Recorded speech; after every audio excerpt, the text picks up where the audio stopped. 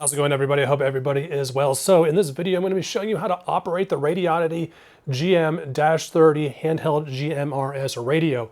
So this is going to be a super basic tutorial. I'm not going to be covering any advanced features. I'm not going to be covering every single possible menu option and feature on this radio. This video is intended to get you started out of the box. You can open up the box, take the radio out, charge it, turn it on, and you're going to know how to use this radio right out of the gate. I'm going to be covering the kind of the bare necessities, and basically this is going to be pretty much what you're going to need to know if you're going to use this radio in some sort of emergency type situation. So this is going to be a super easy to follow video for beginner radio operators. So don't worry, I'm not going to be getting super technical. I'm not going to be getting into advanced terminology. I'm going to show you how to use the radio so that you can better survive in an emergency situation. So the first thing we're going to do is cover the navigation of the radio. So navigation is done using the topmost row of buttons, at least for this video that we're doing on basic radio operations with this radio.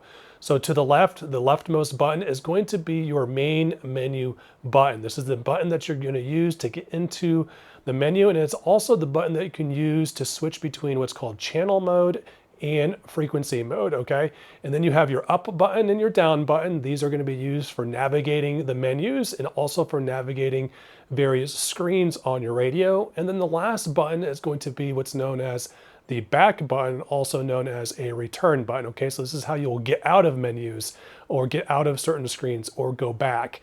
If you notice, there's a little bit of a blue cloud on that last button. That's because this button also duals as a secondary button, meaning if you hold this button down for a few extra seconds, it's going to actually activate that secondary menu option. And in this case, because it's weather clouds, that's how you get into the weather scanning portion of the radio. So without further ado, let's jump on to the next step and talk about frequency mode and channel mode. Let's talk about channel mode versus frequency mode. So channel mode is going to be what the radio is going to be set at when you take it out of the box. And this is going to be the mode that you're going to use when you're using the radios for communications, when you're communicating with somebody else that also has a GMRS radio set to the same channel. Frequency mode, on the other hand, is where you can type in a custom frequency. So I'm not going to say it's more advanced, but it's just going to be something that you may not use, that you probably will not use if you are communicating, in other words, talking into the radio. Usually when you're in frequency mode, you're going to be listening. So you're going to be plugging in maybe your EMS or fire dispatch frequency or your sheriff's department or police department frequency and listening to their dispatch to get information on that. Or maybe there's some ham radio operators out there that uses a common frequency. You could plug that in as well for listening purposes only. So you think of channel mode as what you're going to use to do the communicating, right? You're going to be doing the talking. And then frequency mode will be something you're going to use for listening outside of GMRS purposes. So when you first turn on your radio, you're going to be presented with a screen that looks something like this. It's going to be preset to channel 1, and then in your second bank, which is down below, it's going to be programmed to repeater number 8, which is also the same as GMRS channel number 30. So the radios are going to label the repeater channels as something different than the official GMRS channel number. But if you look over here on the right, you'll see 001 and 030. Those are the official GMRS channel numbers. So you can just look at those if you're getting a little bit confused as to exactly what channel you're on.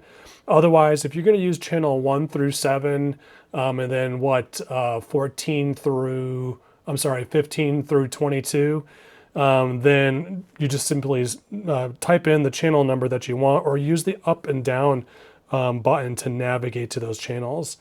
So you can just hit up and down to navigate, or let's just say you want to go to channel 17, you would hit 0, 1, 7, and then that takes you to channel 17. And as long as other people have channel 17 on their radios, then you'll be able to communicate with them. It really is as simple as that.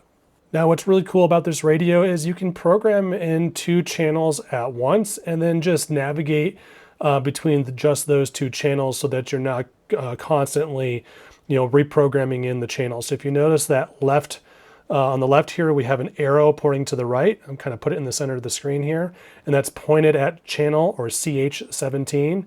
Well, if I hit the back button, which is that rightmost button one time, it'll switch now to RPT-8. Well, guess what? You can just program in any old GMRS channel here. So let's just say 005, channel 5 is the other channel that you're going to use often. Now you can just use this back button to switch between the two. And some radios, like the GM-30 Plus, will actually listen on both of these channels, and then you can select which one to communicate on, which is pretty cool. Now what we're going to do is switch over to frequency mode and plug in my local EMS dispatch frequency. And in order to do that, you simply hold the menu button down, which is this leftmost button, and then you type in the frequency, and the frequency of my local EMS is going to be 460400. And that's, there's actually a little bit of communication happening there. 367, I'm over here in Brookville. I can't do it. So you can see that I plugged in my local EMS channel and I can listen to dispatch. And then if I need to use the radio to start using it for actual communications, I can just go back to channel mode again by holding down that menu option key. And now you're back on channel mode. So that's pretty much it for switching between frequency mode and channel mode. Wind advisory now in effect until 5 p.m. Eastern Daylight Time this afternoon. What? South winds 15 to 25 miles per hour with gusts up to 40 miles per hour. NOAA weather channels. Now keep in mind, these aren't just weather channels, they are also emergency channels. You're going to get other emergency information over these regional channels. And so being able to listen in on those will give you a little bit extra information during times of an emergency or some sort of crisis. So what we're going to do next is go ahead and enable the weather channel. This is the emergency weather channel scanning operation. So there's a handful of NOAA weather channels that you can consistently or constantly scan. And usually you'll pick at least one or two of these up. So again, it's going to be that rightmost button. It's going to be that back button, that little blue cloud, right? And in order to enable that secondary action on that button, you need to hold the button down for an extra few seconds. Let's go ahead and hold that button down. And you can see we are now in weather scanning mode. It's scanning through all the NOAA weather channels. And something else to keep in mind, this isn't just weather. They actually broadcast emergency information over these as well.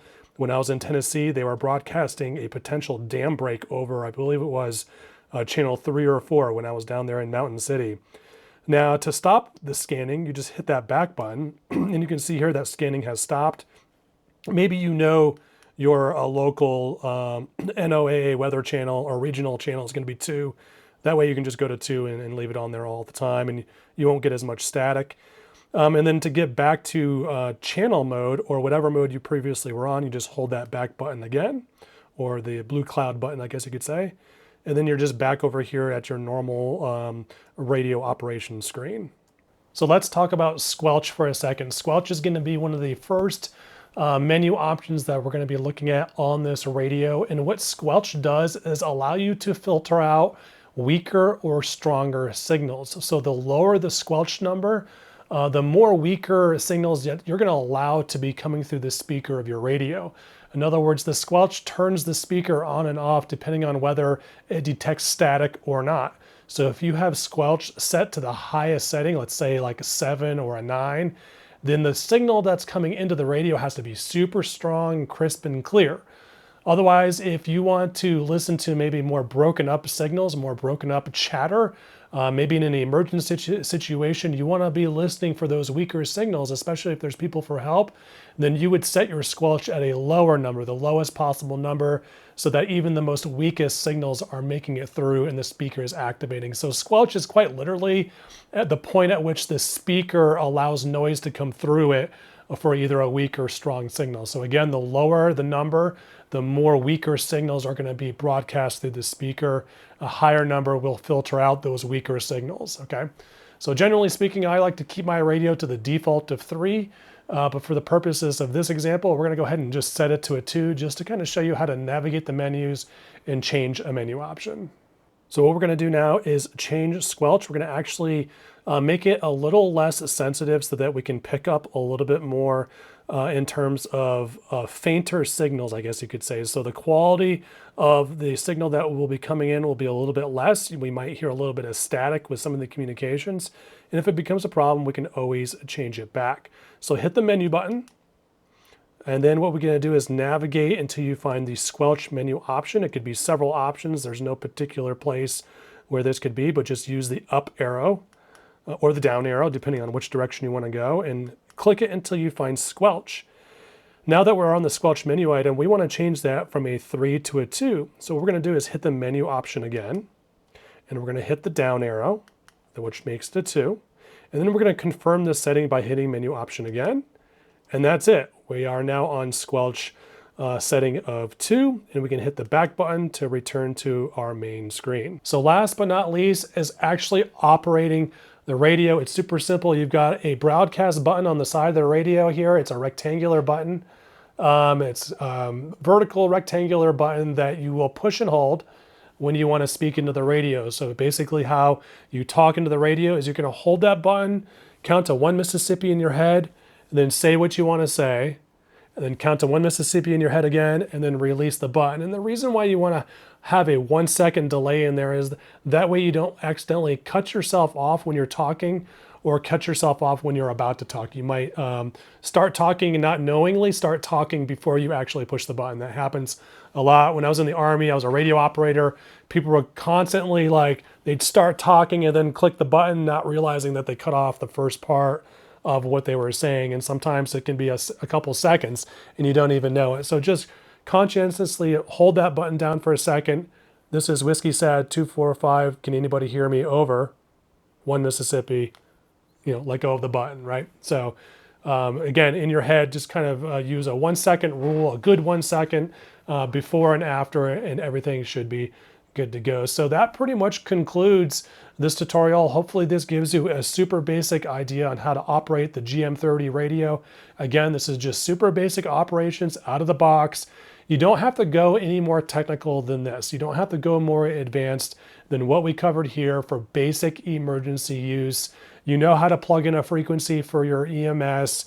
You know how to listen in on various frequencies. You know how to talk in channel mode and switch between channel mode and frequency mode. You can scan the weather emergency channels and get information that way.